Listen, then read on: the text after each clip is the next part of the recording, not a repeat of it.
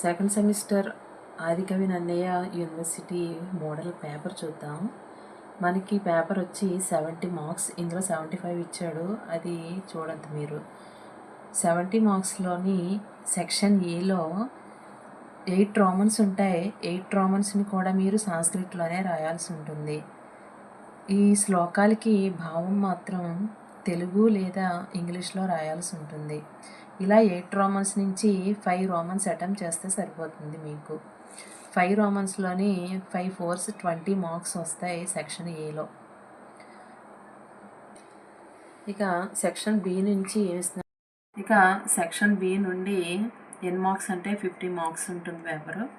50 మార్క్స్లో నుంచి ఏమేమి లెసన్స్ చదువుకోవాలంటే, 1వ లెసను పాణిగ్రహణం నుంచి 1, పత్రార్చనం నుంచి 1, 2 ఇస్తాడు. ఏదో ఒకటి వ్యాసరూప ప్రశ్న అంటే ఎస్ఏ క్వశ్చన్ రాయాల్సి ఉంటుంది. అలాగే 10th రోమన్ వచ్చి పన్నాధాత్రి సుఖవర్గ, ఈ 2 లెసన్లో నుంచి ఏదో ఒకటి వ్యాసరూప ప్రశ్నగా రాయాల్సి ఉంటుంది.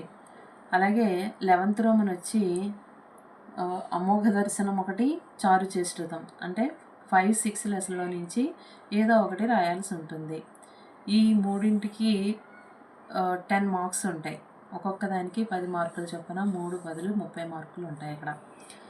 ఇక 12th రోమన్ వచ్చి సందర్భవాక్యాలు. ఏమే లెసన్లో నుంచి చదువుకోవాలి అంటే, పాణిగ్రహణం నుంచి పత్రార్చనం 2 లెసన్ల నుంచి 2 సందర్భవాక్యాలు వస్తున్నాయి, ఇవి చదువుకోవాలి. అలాగే 13th రోమన్ వచ్చి మళ్ళీ సందర్భవాక్యాలు ఇస్తున్నాడు. అవి ఏమే లెసన్ చదువుకోవాలంటే, అమోఘ దర్శనం 1, చారు చేష్టృతం 1. అమోఘ దర్శనం నుంచి 2 వస్తున్నాయి, చారు చేష్టృతం నుంచి 2 వస్తున్నాయి.